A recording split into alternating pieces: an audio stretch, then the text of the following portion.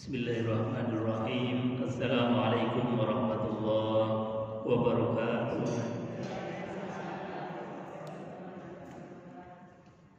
Bismillahirrahmanirrahim. Nahmaduhu wa nasta'inuhu wa nastaghfiruhu wa na'udzu billahi min shururi anfusina wa sayyiati a'malina. May yahdihillahu fala mudilla lahu wa may yudlil fala hadiya lahu. Asyhadu an la ilaha illallah wa asyhadu anna Muhammadan abduhu wa rasuluh. Allahumma shalli wa sallim ala sayyidina Muhammadin wa ala alihi wa sahbihi ajma'in. Rabbi shrah li sadri wa yassir li amri wa hlul 'uqdatam min lisani yafqahu qawli. Amma ba'd. Qala Allah ta'ala fi kitabil karim wa huwa asdaqul qailin. A'udzu billahi samil 'alim minasy syaithanir rajim. Bismillahirrahmanirrahim. Ya ayyuhalladzina amanu taqullaha haqqa tuqatih wa la tamutunna illa wa antum muslimun. Shadaqallahul 'azim wa shadaqa rasuluhul karim wa nahnu 'ala dzalika minasyahidin walhamdulillahi rabbil alamin. Pripun kabar ibu-ibu? Ya sehat ya. Alhamdulillahi rabbil alamin. Kelihatan sehat-sehat, cerah. Ini sudah auranya aura surgawi. Auranya aura ahli surga semuanya. Amin Allahumma amin. Pengen mlebet surga mboten? Pengen deh surga niku mlebetnya sarang-sarang. Zumaro niku artinya golongan-golongan, kelompok-kelompok. Insya Allah kita nanti masuk surga bareng-bareng jamaah Masjid Muhajirin. Amin Allahumma amin ya rabbal alamin. Hadirin Bapak Ibu, ibu-ibu jamaah yang dimuliakan Allah Subhanahu wa taala. Ternyata kita masuk surga itu tidak karena ibadah kita yang banyak. Ternyata kita masuk surga tidak karena sregemnya sholat, tidak karena rajinnya puasa, tidak karena seringnya haji atau umrah. Nah, terus masuk surga karena apa Ustaz? Kata Rasulullah SAW, kita ini masuk surga karena rahmat kasih sayang Allah Subhanahu wa taala. Kira-kira kita ini kalau ditanya masuk surga karena ibadah kita atau pengen masuk surga karena rahmatnya Allah? Karena apa? Rahmatnya Allah. Kenapa? Karena kalau kita ingin masuk surga hanya mengandalkan ibadah, karena sholat, karena puasa, karena zakat, karena haji umrohnya kita, itu berarti nanti di surganya cuma sebentar. Kenapa? Karena kita ibadah kan paling mentok berapa tahun sih? Kalau kita diparingi umur oleh Allah 60 tahun, 70 tahun, 80 tahun, itu berarti ibadah kita paling banter 60, 70, 80 tahun. Tapi karena kita ini ingin masuk surga abadan untuk selama-lamanya, untuk kekal di dalam surga, maka satu-satunya harapan dan jalannya masuk surga adalah dengan rahmatnya Allah Subhanahu wa taala. Maka ibu-ibu jemaah yang dimuliakan Allah, kita hadir di majelis ini itu juga bukan karena kita ini kuat melangkahkan kaki ke masjid, bukan karena kita nggak ada kerjaan, bukan karena kita ini pinter kemudian pengen nyari ilmu, tidak.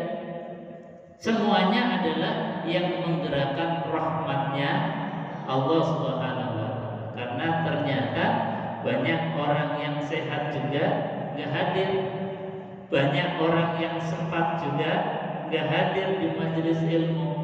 Artinya apa?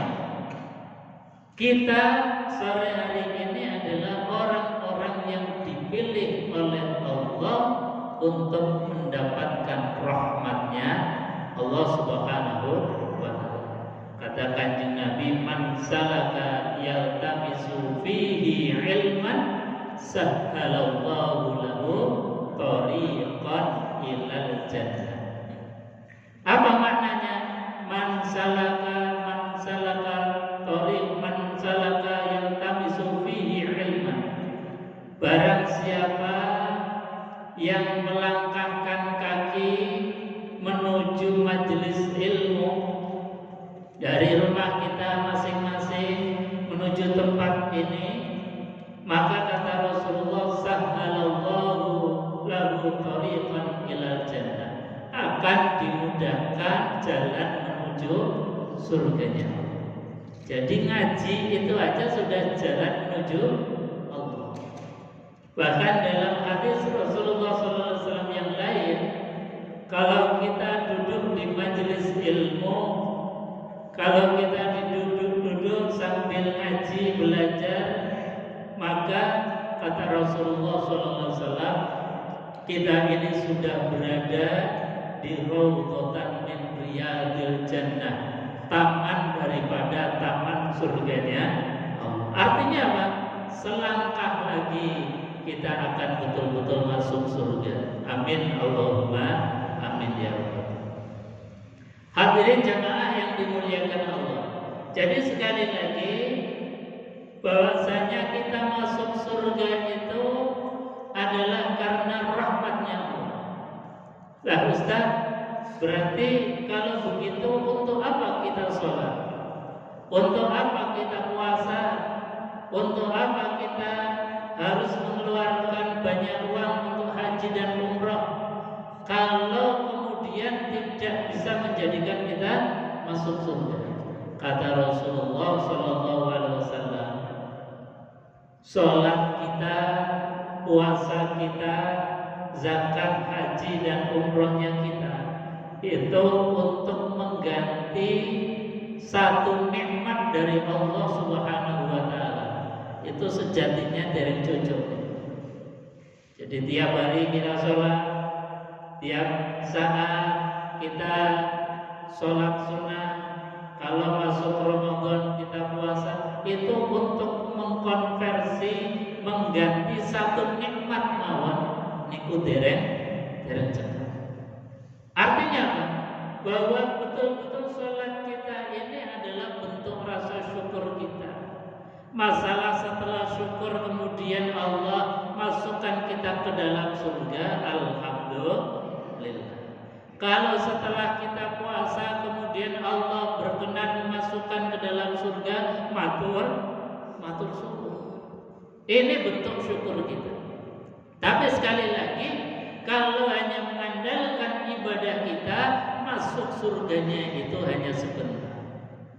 Maka satu-satunya harapan kita adalah rahmatnya Allah. Nah sekarang pertanyaannya, bagaimana kita ini menjaring rahmatnya Allah Subhanahu wa Ta'ala? Jadi di dalam Al-Quranul Karim, rahmat itu ada dua. Enten-enten Bu? Halo? Rahmat itu ada berapa? Ada dua.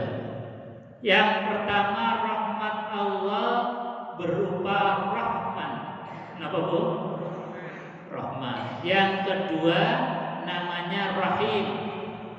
Jadi ada Ar-Rahman, ada Ar-Rahim. Itu rahmatnya Allah. Lah kenapa Allah bedakan? Karena bentuk rahmannya Allah.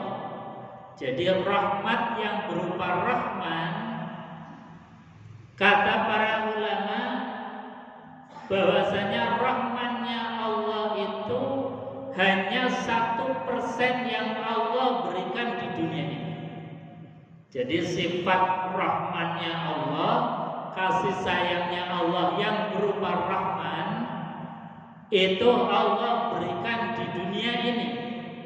Yang siapapun, baik yang sudah beriman maupun yang tidak beriman, yang sudah kenal Allah maupun yang belum kenal dengan Allah, yang ahli taat maupun yang ahli maksiat, ini diberikan rahmannya Allah tanpa kecuali. Tanpa kecuali. Makanya kita bisa melihat di dunia ini nggak ada yang tidak tersentuh dengan rahmannya Allah. Karena rahmat yang berupa rahman ini diberikan Allah kepada semua makhluknya, baik manusia, malaikat, jin maupun semua hewan-hewan yang Allah ciptakan, semua mendapatkan kasih sayang Allah.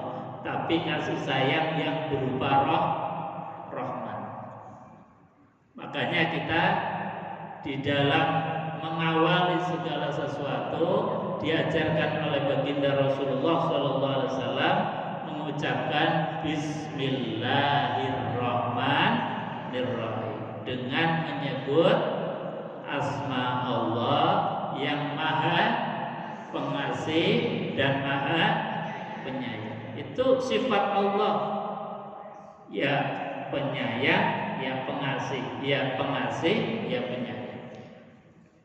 Sedangkan rahmatnya Allah yang berupa rahim, yang kata para ulama jumlahnya 99% dari rahmatnya Allah. Jadi kita nggak bisa bayangkan 1% saja yang dibagi kepada semua makhluknya Allah, kita sudah bisa merasakan begitu nikmatnya dunia ini. Padahal apa? Baru 1% yang dibagi untuk semua makhluknya. Kita nggak bisa bayangkan yang rahimnya Allah yang 99% itu, yang diberikan oleh Allah khusus nanti di akhirat, yang juga diberikan khusus untuk ahli surga, yang diberikan oleh Allah khusus untuk orang-orang yang di dunianya ini ada iman kepada Allah dengan bukti lisannya mengucapkan kalimat la ilaha illallah. Itu yang akan mendapatkan rahmatnya Allah yang berupa rahim. Tapi sekali lagi, rahimnya Allah niku boten gratis. Kalau rahmatnya Allah itu gratis, semuanya dikasih. Semua makhluknya Allah dikasih rahmat. Tidak ada syarat. Pokoknya makhluknya Allah semua dapat. Tapi rahmatnya Allah yang berupa rahim itu ada syarat-syarat khusus. Nah, sore hari ini kita akan belajar syarat-syarat mendapatkan rahimnya Allah Subhanahu wa taala. Kata Allah, liman kana yarjullaha wal yaumal akhir, bagi orang yang mengharapkan rahmat Allah Subhanahu wa taala. Syaratnya, kata Allah Subhanahu wa taala, ibu-ibu bisa melihat di dalam surat Al-Baqarah di ayat 218. Ini biar kita bisa ngecek ayatnya dan juga supaya kita betul-betul ingat syarat mendapatkan rahmannya Allah, rahimnya Allah di dalam akhirat nanti di surganya Allah. Amin Allahumma. Satu, kata Allah Subhanahu wa taala. Kata Allah, innalladzina amanu. Syarat yang pertama untuk mendapatkan rahimnya Allah itu harus ada iman. Jadi kita harus tahu dulu passwordnya surga. Jadi kalau kita ini punya jaringan internet, wifi, kita punya HP, kalau nggak tahu passwordnya, kira-kira bisa mengakses apa bukan? Nggak bisa. Satu huruf saja salah password, nggak bisa masuk. Gini apa bukan? Jadi betul-betul password ini harus dijaga. Dijaga, jangan sampai lupa. Satu huruf pun lupa passwordnya, tidak akan bisa login. Jadi apa benar? Passwordnya apa? Passwordnya surga untuk mendapatkan rahimnya Allah Subhanahu wa Ta'ala. Miftahul Jannah, la ilaha illallah Muhammadur Rasulullah. Ini ku passwordnya. Jadi kalau orang itu lisannya nggak pernah buka password, nggak pernah mengucapkan kalimat la ilaha illallah, hatinya kosong dari la ilaha illallah, itu dapat dipastikan jangankan masuk surga, baunya surga aja nggak akan pernah mencium. Jangankan pintunya dibuka, kuncinya saja nggak tahu. Makanya Kanjeng Nabi Muhammad Sallallahu Alaihi Wasallam mengajarkan kepada kita, ngasih kepada kita passwordnya. Syukur passwordnya ini kita jaga dengan baik. Makanya baginda Rasulullah Sallallahu Alaihi Wasallam mengingatkan kepada kita, jadidu imanakum biqauli la ilaha illallah Muhammadur Rasulullah. Perbarui imanmu, jaga imanmu terus dengan selalu mengatakan la ilaha illallah. Bahkan Kanjeng Nabi Muhammad mengatakan, man qala fi akhirih la ilaha illallah dakhala jannah. Orang yang ketika akhir ucapan di dalam hidupnya itu la ilaha illallah, itu dipastikan akan masuk ke dalam surganya Allah. Kenapa? Karena dia meninggal dunia punya iman. Karena dia meninggal dunia dengan mengucapkan password untuk membuka surga, la ilaha illallah. Tetapi nuwun sewu, kalimat la ilaha illallah ini yang kita harapkan bisa kita ucapkan di akhir hayat, ini enggak semudah apa yang kita harapkan. Karena kalimat itu tergantung dari kebiasaan kita. Kebiasaannya kita la ilaha illallah itu enggak diniatkan saja, la ilaha illallah akan datang membimbing lisan kita. Jadi bukan lisan kita yang ngomong, tapi justru la ilaha illallah datang membimbing lisan kita. Tapi kalau kita ini nggak pernah mengucapkan kalimat itu, dipaksa pun, ditalkin pun, dibimbing pun untuk mengucapkan la ilaha illallah, kalimat yang pendek, itu rasanya beratnya luar biasa.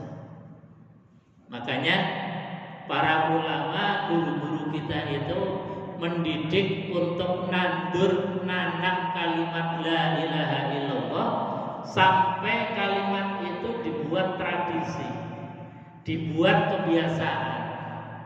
Kalau ada kumpul-kumpul la ilaha illallah, ibu-ibu baru melahirkan, ngundang tetangga, ngundang saudara, la ilaha illallah. Nanti 7 hari atau 40 hari ngundang tetangga, ngundang saudara lagi, la ilaha illallah. Anak hitan, la ilaha illallah. Anak nikahan, la ilaha illallah. Mobil baru, la ilaha illallah.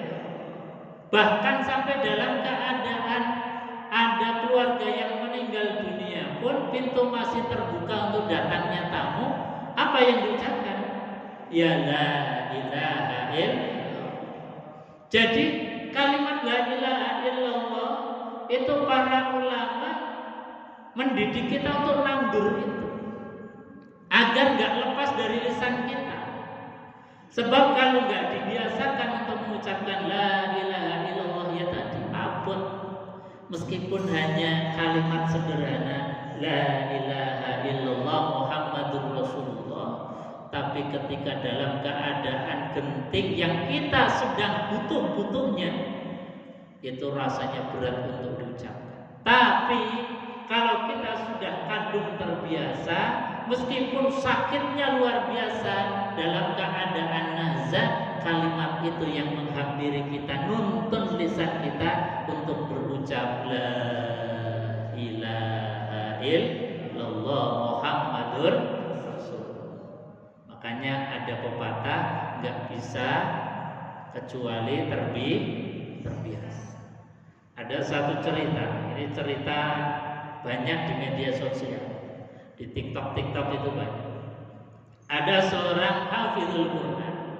Hafizul Quran itu seorang penghafal Al-Quran. Yang penghafal Quran itu diantara jogo Qurannya biar gak lupa, itu paling tidak sehari 3 juz sampai 5 juz, itu baru Qurannya mungkin, Qurannya bisa terjaga. Jadi walhasil seorang hafizul Quran itu yang bermimil maca Quran. Misalnya yang ustazah atau hafizah sambil ngulek bumbu, ya maca Quran. Sambil jalan maca Quran. Sambil kendaraan nyetir maca Quran. Itu kalau hafizul Quran begitu. Karena kalau nunggu waktu senggang, waktu longgar, orang conggah. Jadi dimanapun itu lalaran Quran. Nah, suatu waktu itu ditakdir oleh Allah, sang hafiz Quran itu ditakdir sakit sampai dia itu koma. Koma itu artinya pikirannya, sarafnya sudah nggak berfungsi. Bahkan di layar monitor itu sudah menunjukkan bahwasanya memang sudah koma, akal sudah nggak berfungsi, nggak connect lagi. Tapi apa yang terjadi? Dalam keadaan akal yang sudah tidak berfungsi, itu lisannya masih darusan Quran, masih dermimin, masih lalaran menghafalkan Al-Quran. Padahal di layar monitor itu menunjukkan bahwa akalnya sudah nggak fungsi. Diajak bicara nggak nyambung, ditanya nggak bisa jawab. Tapi Quran masih keluar dari lisannya. Kenapa?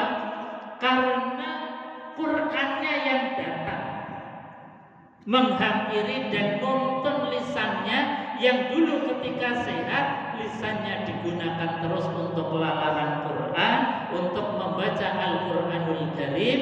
Maka ketika dalam keadaan akal tidak berfungsi, dalam keadaan sakit, dalam keadaan koma, Qurannya yang datang membimbing lisan untuk selalu berucap kalam. Artinya apa? Bahwa kebiasaan kita ini mempengaruhi saat-saat ketika kita ini genting dan sangat butuh.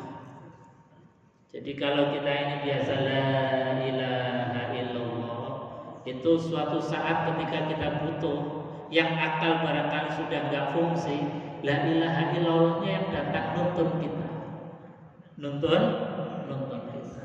Dan inilah di antara kunci kita mendapatkan rahmatnya Allah. Yaitu apa? Ada iman di dalam hati. Iman buktinya apa? Iman buktinya lisan kita mengucapkan kalimat la ilaha illallah, hati kita yakin bahwa tidak ada Tuhan selain Allah. Ini yang pertama. Makanya ketika kita ini sudah bisa la ilaha illallah, maka kita harus betul-betul iman kita ini iman yang benar. Jadi tidak hanya sebatas iman pengakuan, ngaku-ngaku iman, setelah dites imannya ternyata imannya dianulir oleh Allah, tidak diterima oleh Allah. Sebab ada di zaman Kanjeng Nabi Muhammad SAW, itu ada seorang Arab Badui datang kepada Rasulullah, ya Rasulullah, saya ini telah beriman kepada Allah dan iman kepada engkau menjadi Rasulullah. Apa kata Rasulullah SAW? Kamu belum beriman, kamu baru Islam. Lam yadkhulul imanu fi qulubi. Kamu imannya belum masuk ke dalam hati. Artinya apa?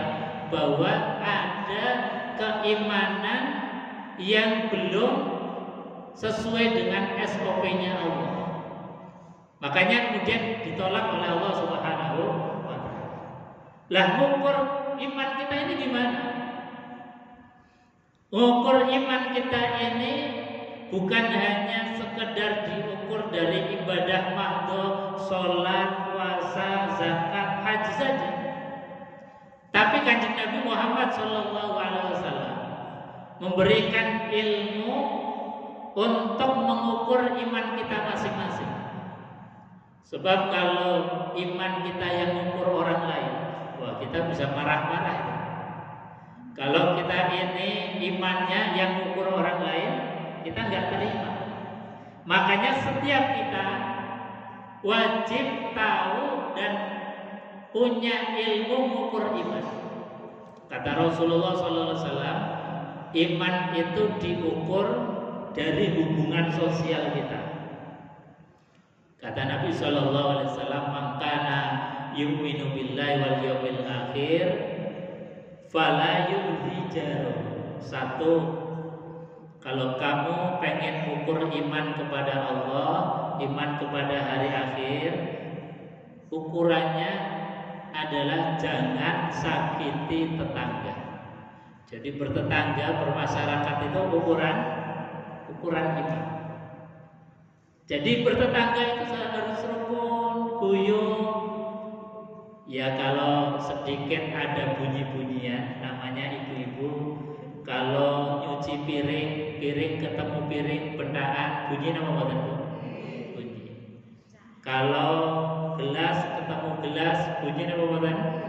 Sendok ketemu sendok, bunyi nama boten? Bunyi. Kalau hanya masih bunyi-bunyian, itu masih ditolerir. Ya sudah nggak apa-apa, lumrah. Namanya juga manusia. Tapi jangan sampai bentingan yang menyebabkan retak, apalagi pecah. Nah, itu yang tidak diharapkan.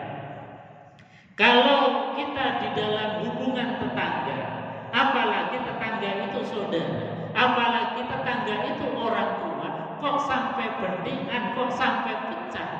Inna lillahi wa inna ilaihi raji'un. Ngaku iman 1000 kali pun gak akan diterima oleh Allah Subhanahu wa taala. Tapi kalau kita sekedar bentingan, omongan, ya sudah, nanti nunggu lebaran kita minta maaf. Syukur sih setiap kita salah minta maaf.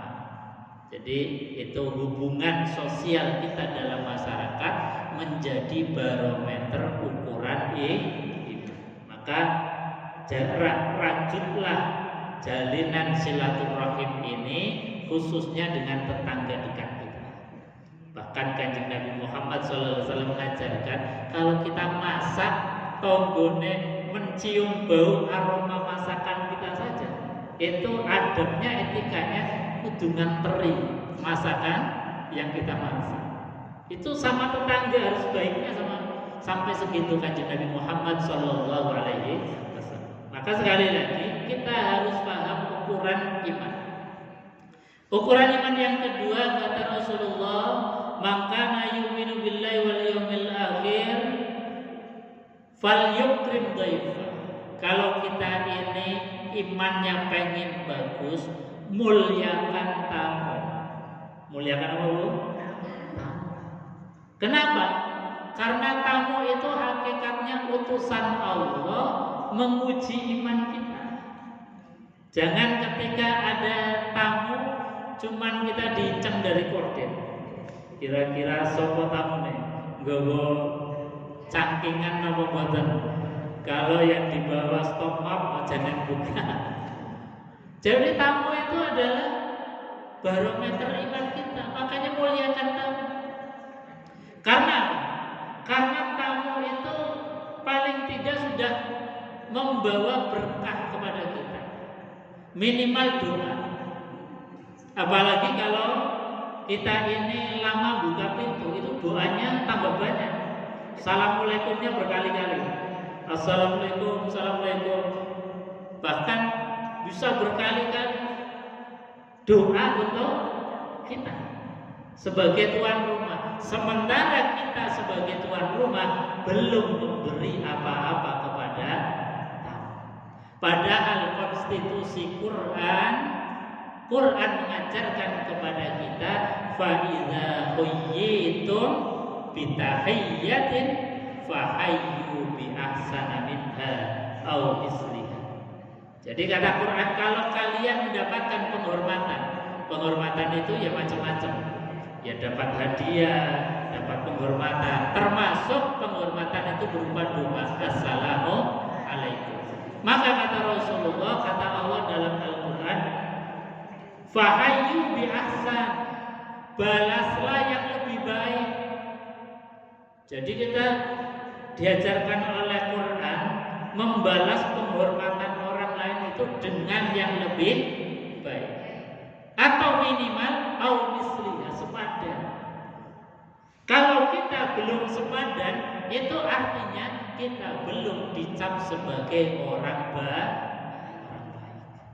Ini Quran sampai mengajarkan kita dalam bermasyarakat itu sampai luar biasa. Bahkan ini dijadikan sebagai barometer ukuran sholat sregep, poso sregep, ibadah haji umrohnya barangkali bertahun-tahun atau setiap tahun berangkat. Tapi sekali lagi kalau dalam hubungan kemasyarakatan kita, apalagi dengan tamu nggak pernah memuliakan, itu pasti dianulir oleh Allah Subhanahu wa Ta'ala iman kita. Makanya iman kita harus paham bagaimana caranya rumah iman agar iman ini tidak bertepuk sebelah tangan. Ngakune iman, ternyata imannya dianulir oleh Allah. Makanya harus hati-hati. Yang ketiga, kalau kita ingin mengukur iman, kata Rasulullah Sallallahu Alaihi Wasallam, "Man kana yu'minu billahi wal yawmil akhir, falyaqul khairan aw liyasmut." Cirinya orang yang iman itu adalah kita diberikan mulut diperintahkan oleh Allah itu falyaqul, ngomong, berbicara. Jadi kita ini disuruh berbicara, tapi bicara yang baik, bicara yang punya nilai, punya makna, mungkin untuk membangkitkan saudara kita, memberikan motivasi, memberikan doa, memberikan semangat kepada orang lain. Itu lisan yang baik. Dan perintahnya Allah, berbicaralah yang baik. Kecuali kalau belum bisa, nah jalan terakhir adalah auliyasmut. Kalau memang belum bisa ngomong CAB, lebih baik diam. Jadi diam itu pilihan terakhir sebetulnya. Perintahnya Allah bukan diam, tapi berbicara yang baik. Kita nggak akan bisa ngomong yang baik kecuali dilatih, kecuali latihan, kecuali belajar cara ngomong yang baik, cara matur siksa. Jadi orang itu nggak akan bisa ngomong baik kecuali belajar caranya ngomong yang baik, caranya ngomong yang tidak menyakiti hati orang lain, caranya ngomong yang bisa memberikan motivasi nasihat orang lain, caranya berbicara yang isinya ada doa. Itu kalau kita ini lisannya lisan yang seperti itu pasti akan menjadi lisan mulia sebagaimana lisannya baginda Rasulullah Sallallahu Alaihi Wasallam. Baginda Rasulullah itu lisannya luar biasa, itu lisan emas, nggak pernah nyacat orang. Jangankan orang, nyacat makanan mawon boten nate. Itu Rasulullah. Kasinan ya timang, boten kasinan ya timang, nggak pernah nyacat makanan. Itu Rasulullah. Jangankan nyacat manusia, nyacat makanan saja nggak pernah. Kalau kita kan biasa makanan kasinan romnya, makanan kasreben ya ngomong. Ini lisan kita, makanya sekali lagi iman kita nggak akan baik, nggak akan sempurna kecuali dilatih dengan latihan meniru Kanjeng Nabi Muhammad Sallallahu Alaihi Wasallam. Itu baru satu item nikmat yang namanya lisan saja. Itu dalam mendidiknya luar biasa. Makanya lisan barometer iman. Kita latih terus. Hadirin jemaah yang dimuliakan Allah. Itu syarat untuk mendapatkan rahimnya Allah. Jadi harus ada iman. Orang yang tidak punya iman nggak dapat jatah rahimnya Allah. Orang yang hatinya nggak ada la ilaha illallah, lisannya nggak ada la ilaha illallah, meskipun di dunia ini barangkali suka membantu, orangnya baik, orangnya sopan, tapi ketika nggak ada la ilaha illallah, nggak dapat password, nggak termasuk orang yang mendapatkan rahimnya Allah Subhanahu wa Ta'ala. Maka sekali lagi kekurangan kita di dalam hidup ini, tapi kalau kita masih ada la ilaha illallah itu lumayan. Lumayan. Karena apa? Karena bisa dipastikan kita akan mendapatkan rahimnya Allah di akhirat. Yang kedua, cara mendapatkan rahimnya Allah itu harus harus berhijrah. Hijrah itu apa? Kan sering kita mendengar hijrah sebagaimana Kanjeng Nabi hijrah. Kanjeng Nabi hijrah itu pun dari Mekah ke Madinah. Itu hijrahnya Rasul. Jadi pindah tempat, bedol desa dari Mekah menuju Madinah. Tapi kata Rasulullah Sallallahu Alaihi Wasallam, la hijrata ba'da. Tidak ada hijrah yang model pindah tempat ini setelah hijrah. Jadi kalau kita ini pindah tempat, itu tidak lagi disebut sebagai hijrah. Karena hijrah terakhir yang model bedol desa tadi, yang pindah tempat dari Mekah ke Madinah, itu hanya terjadi satu kali di zaman Rasulullah SAW. Nah terus hijrahnya kita itu gimana? Hijrahnya kita, kata para ulama menjelaskan tentang ayat ini, hijrahnya kita itu cukup berpindah dari satu kondisi yang tidak baik kepada kondisi yang lebih baik. Dari yang malas menjadi sregep, dari yang kemarin-kemarin itu untuk sholat barangkali masih bolong-bolong, sekarang sudah mulai latihan untuk menjaga sholatnya. Dari yang kemarin mungkin jarang sekali memegang Al-Quran, mulai sregep untuk buka Al-Quran. Dari yang kemarin belum bisa membaca Al-Quran, semangat untuk belajar membaca Al-Quran. Nah, itu namanya hijrah. Makanya ini mumpung masih momentum hijrah, ini kan masih bulan Hijriah. Tanggal berapa nih Ibu? Betul apa? Kata saya tanggal 24 ya. 24 Hijriah. Jadi mumpung masih dalam momentum untuk Hijriah, itu diingatkan oleh Quran, ayo kita hijrah dari yang tidak baik menuju hijrah kepada kebaikan, termasuk hijrah dalam pola pikir kita membangun bahtera rumah tangga, agar bahtera rumah tangga ini jangan sampai retak apalagi pecah. Rumah tangga kita agar tetap utuh. Maka bagaimana caranya? Ya harus hijrah. Hijrah yang kemarin mungkin gak romantis dengan pasangannya sekarang mulai latihan romantis. Yang kemarin-kemarin barangkali untuk meladeni suaminya, pasangannya dengan bahasa yang kurang sopan, sekarang dilatih menjadi bahasa yang lebih sopan lagi. Itu namanya hijrah. Jadi terus berproses. Karena apa? Perintahnya Quran, faiza faraghta fansab. Ketika kita ini sudah mencapai satu titik, jangan pernah kita merasa cukup dan merasa bangga terhadap ilmu kita.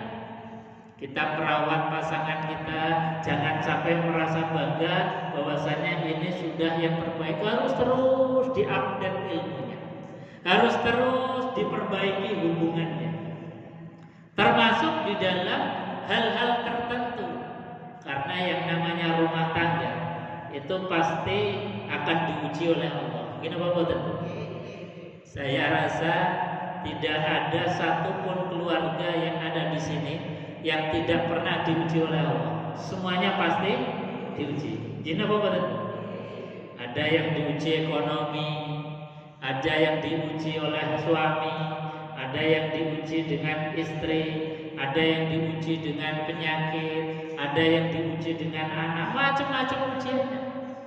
Bahkan kalau kita ini sakinah, mawaddah, tenang, tentrem, nggak ada apa-apa, diuji saudara, diuji mertua, diuji oleh orang lain. Itu pasti. Ujian selalu datang. Dan jangan sampai ketika kita diuji di dalam rumah tangga kemudian takut, khawatir. Biasa saja, ujian itu sudah kepastian dan sunnatullah. Yang perlu adalah bagaimana kita menambah ilmu di dalam menghadapi soal ujian dari Allah. Agar apa? Agar kita lulus dari ujian dengan nilai kuplot, dengan nilai yang terbaik, jangan yang biasa-biasa saja. Makanya harus punya ilmunya ketika diuji oleh Allah Subhanahu wa Ta'ala. Nah, cara dan tips dari Allah lewat Al-Qur'anul Karim untuk menghadapi soal dan ujian dari Allah. Ketika kita melihat pasangan hidup atau melihat anak mungkin sudah mulai yang enak dipandang, lisan sudah mulai cemberut, ada problem, salah paham misalnya, maka kita yakin, ya Allah, matur suwun, panjenengan maringi ujian untukku, berarti sebentar lagi aku akan dinaikkan derajatnya oleh Engkau ya Allah. Jadi sekali lagi ketika kita diuji oleh Allah, jangan pernah kemudian minder, apalagi mencari jalan pintas, tapi hadapi dengan gentleman. Karena apa? Karena ujian adalah bagaikan orang kerja itu mendapatkan promosi naik jabatan. Ketika seorang itu mau naik jabatan, dipromosikan, pasti itu diuji dulu. Misalnya yang angkatan diuji, dikirim ke tempat-tempat konflik, ke tempat-tempat yang berbahaya. Itu ujian. Tapi pulang dari ujian itu pasti akan mendapatkan kenaikan pangkat, kenaikan tingkat. Itu pasti. Sama juga dengan kita. Ketika diuji oleh Allah Subhanahu wa Ta'ala, jangan malah kemudian nyalahin Gusti Allah, ya Allah, saya sudah sholat tiap hari, tahajud nggak pernah lupa, qiyamul lail setiap saat, malam hari meskipun dalam keadaan dingin saya bangun, siangnya sholat duha, kok masih diuji gini ya Allah? Nah, ini namanya salah paham sama Allah. Kita jangan suudzon sama Allah, tapi matur suwun ya Allah, matur suwun panjenengan maringi ujian, berarti sebentar lagi akan dinaikkan derajatnya, pangkatnya oleh Allah Subhanahu wa Ta'ala. Nah, caranya gimana? Caranya kata Al-Qur'anul Karim, wa in karihtumuhunna fa'asa an takrahu syai'an wa yaj'alallahu fihi khairan katsiran. Nah, ini tips dalam menghadapi ujian keluarga. Kata Allah, wa in karihtumuhunna, dan jika kalian melihat sesuatu yang tidak enak dari pasangan hidupmu, maka yakinilah bahwasanya wa yaj'alallahu fihi khairan katsiran. Sejatinya saat ketika kita sedang disharmonis, lagi salah paham, lagi diam-diaman, lagi tidurnya nggak seranjang, maka yakini bahwa saat itu Allah sedang memberikan kepada kita ladang tambang emas yang sangat banyak untuk kita. Itu ladang emas, ladang yang sangat berharga, ladang pahala yang melebihi daripada ladang emas itu sendiri untuk kita. Dan itu sangat banyak kata Allah. Cuman biasanya momentum-momentum seperti ini kita ini biasanya sia-siakan. Suami marah dibalas dengan marah, suami cemberut kita ikut cemberut, suami diam kita ikut diam. Ini biasanya saling membalas, tidak menjadikan kita ini sebagai ladang pahala yang sangat banyak. Padahal dalam keadaan harmonis ya ladang pahala, dalam keadaan disharmonis diam-diaman ya ladang pahala. Cuman ladang pahala ketika harmonis ini cukup mahal. Jadi harus ngajak ibu-ibu healing kemana, nanti mampir ke restoran, pulangnya masih mampir ke toko Semar. Jadi ragatnya kata. Tapi kalau dalam keadaan disharmonis itu cukup diem, cari momentum untuk ngobrol bareng, menyelesaikan masalah, itu sudah ladang pahala yang luar biasa. Tapi kalau ladang pahala ketika harmonis itu repot. Ibu-ibu yang untuk masak sing enak, nanti untuk melayani suami dan lain sebagainya. Jadi kesel kadang-kadang dalam keadaan harmonis. Tapi dalam keadaan disharmonis, ibu-ibu cukup mendel menang diam, nanti cari momentum untuk ngobrol yang enak, cari solusi yang baik. Nah, itulah ridho dari Allah Subhanahu wa taala turun kepada kita. Jangan marah dibalas dengan marah, jangan hinaan dibalas dengan hinaan, cacian dibalas cacian, tapi tadi ngempet sebentar, sabar, cari momentum untuk musyawarah bareng, ngobrol. Jadi jaga rumah tangga itu janjane. Tipsnya itu sederhana. Kata Quran, wasyawirhum fil amr.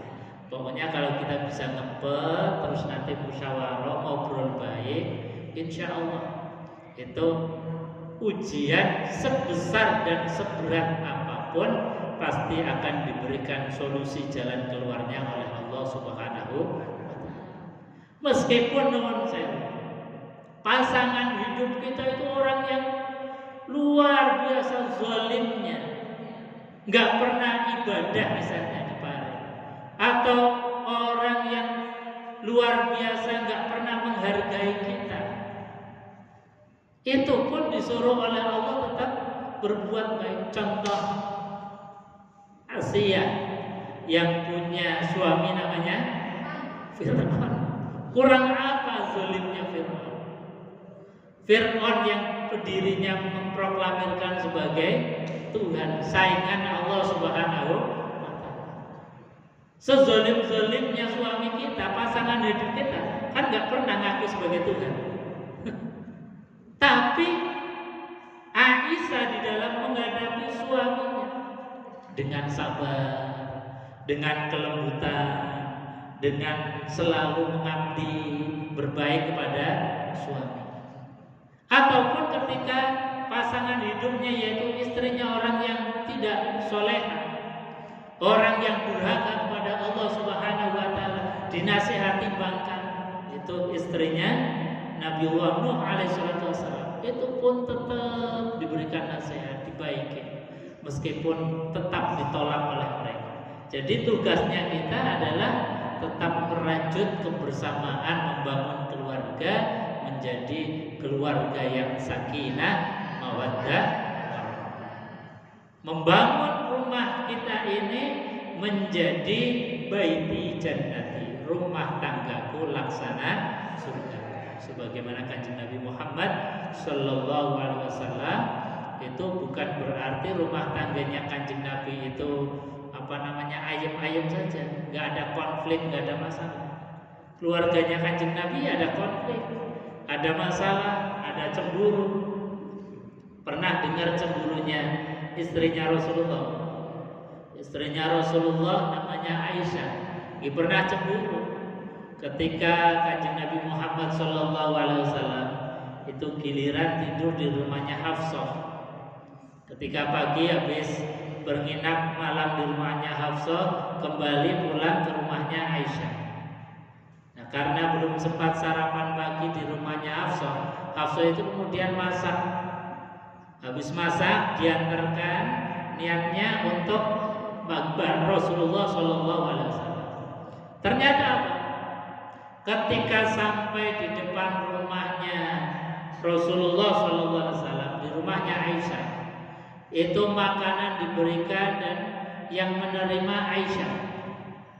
Yang menerima Aisyah bukannya diterima dengan baik, tapi apa? Yang dilakukan oleh Aisyah ditumpahkan di depannya Rasulullah yang kala itu sedang berkumpul dengan banyak sahabat. Ada sahabat Abu Bakar, ada sahabat Umar. Kira-kira kalau model Hafsah zaman sekarang niku marah napa mboten? Ngamuk-ngamuk. Wong sudah jembat-jembat malah. Wong sudah repot-repot masak, repot-repot nyantar kok ditumpahkan. Tapi apa yang dilakukan oleh Rasulullah? Rasulullah orang yang paling bijak, dengan ngerem-ngeremi hatinya Hafsah, dan juga ngerem-ngeremi hatinya siapa? Aisyah yang sedang cemburu. Itu dengan kalimat yang luar biasa. Kata Rasulullah, wahai Hafsah, ketahuilah bahwasanya apapun yang kau usahakan, tidak ada satu butir pun dari makanan ini kecuali berbuah surganya Allah Subhanahu wa Ta'ala. Tidak ada yang sia-sia, kecuali semuanya akan berbalas dengan pahala dari Allah Subhanahu wa Ta'ala. Dan juga dikatakan kepada Aisyah bahwasanya Aisyah ini karena cemburu. Orang cemburu itu ya biasanya seperti itu. Biarkan cemburunya diluapkan dulu. Nanti insya Allah kalau luapan cemburunya itu sudah hilang, insya Allah akan kembali reda. Jadi cemburu itu manusiawi, gak apa-apa kalau mau diluapkan. Tetapi tadi bahwasanya ada jalan keluar untuk meluapkan kecemburuan kita, marahnya kita, dengan kita selalu husnuzan kepada Allah. Apapun yang dilakukan atas dasar kecintaan, insya Allah berbuah surganya Allah. Amin Allahumma amin. Ibu-ibu jamaah yang dimuliakan Allah, yang terakhir untuk mendapatkan rahimnya Allah, itu kuncinya adalah wajahatu fi sabilillah. Harus ada kesungguhan.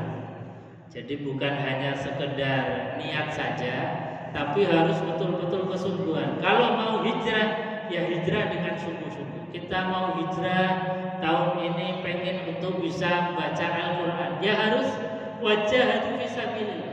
Harus ada kesungguhan. Kesungguhannya gimana? Datangi guru. Sudah mulai belajar abatasa. Syukur kita membuat halaqah kecil agar kita semangat. Kalau kita belajar sendiri kan barangkali kalau pas semangat ya enggak semangat, kalau pas enggak semangat enggak ada yang menyemangati. Tapi kalau kita kelompok itu kalau pas malas ya kita ada yang menyemangati temannya. Itu namanya wajahatu fisabilillah.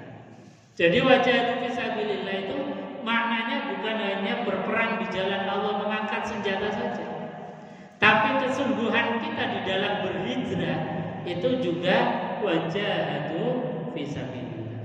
Insya Allah kalau orang itu ada iman dalam hati, kemudian hijrah, kemudian sungguh-sungguh di dalam hijrahnya, termasuk sungguh-sungguh kita di dalam menjaga rumah tangga kita, insya Allah kita akan mendapatkan rahimnya Allah di akhirat. Amin Allahumma amin ya rabbal alamin.